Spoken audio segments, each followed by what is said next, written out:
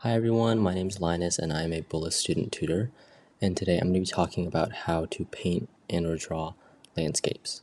And I'm doing this digitally, but the same kind of process is still applicable to, oil painting or acrylic painting or drawing even. The first step is finding a good reference photo.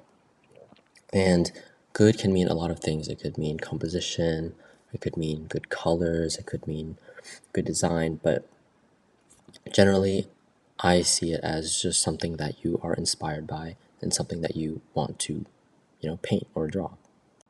My next step is kind of just going over what I think is going to be, or what I want to focus on for this painting. It's going to be what's in the foreground and what I'm going to put more of my attention into.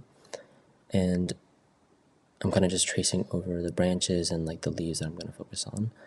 And I think, at least with digital work, it's important to realize that tracing is fine as long as you understand that it is a way of learning, and claiming it as your own work is different than saying that this is just a study or this is a learning experiment. Now that I've established kind of what's going to be in the foreground and what's in the background, I'm just going to lay in some base colors for the background, so my flats for like the grass and the tree trunks and the leaves and everything. And I'm not being too, obviously this is sped up, but I'm not being too meticulous about it. I want to be kind of loose and fast, just so that I'm not, I'm more focused on learning, painting skills, like learning about texture and pressure control, at least with a digital pen, and mark making, rather than focusing as much on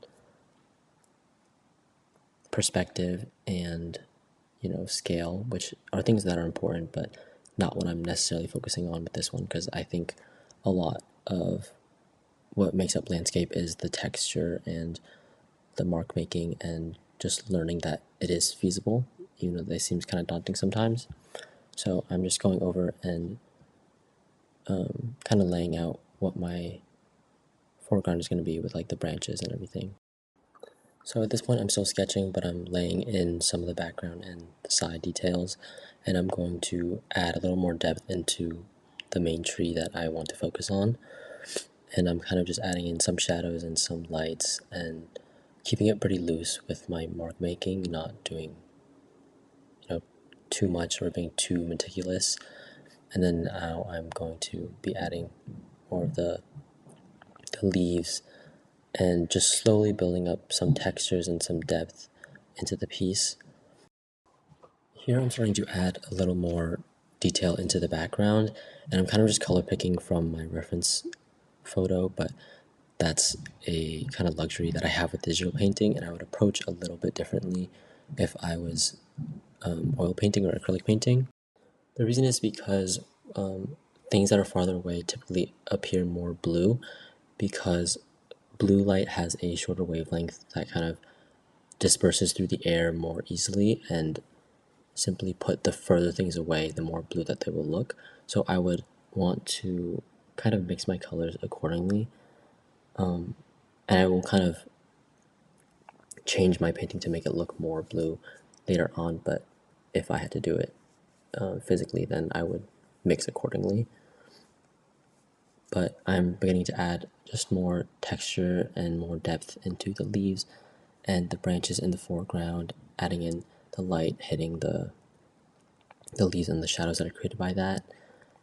And it's a pretty quick process, but then I will go back to kind of add in some white or like light greens that are the same color as the background, so that I can show that there's kind of light peeping through and the leaves aren't just a solid mass. Now I'm kind of adding some of the finishing touches, going back to add in the light seeping through the branches and fixing up some leaves and adding kind of in that final branch on the right, and finishing up parts in the foreground that kind of got lost earlier. By now my painting is essentially done, but I want to revisit the idea of things further away being blue, so I kind of add a layer of blue and erase, turn the opacity down and erase over the parts in the foreground to keep that kind of the same green color. And then I go back onto my painting layer and kind of blur out some of the edges and soften them up so that there's a bit of a contrast between the foreground and the background. And these last kind of steps are kind of more stylistic choices. I'm kind of just checking over if I like the more soft blurred version or if I like my original kind of painting. But the main thing that I want you to learn from this is that to learn how to paint backgrounds is you just have to keep doing it, and you have to learn from something. So finding reference photos and copying them is a perfectly wonderful place to start.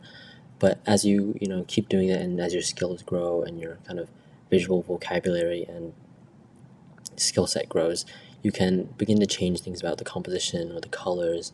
And maybe I wanted this tree to be a little more to the left, or I wanted a branch to turn more to the left rather than the right, or I wanted the colors to be a certain way.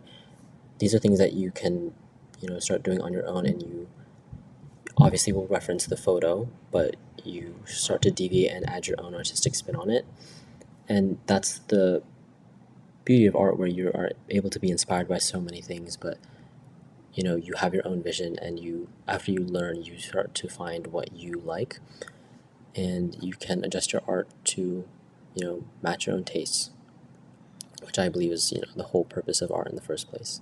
So I hope you learned something, and thank you for watching.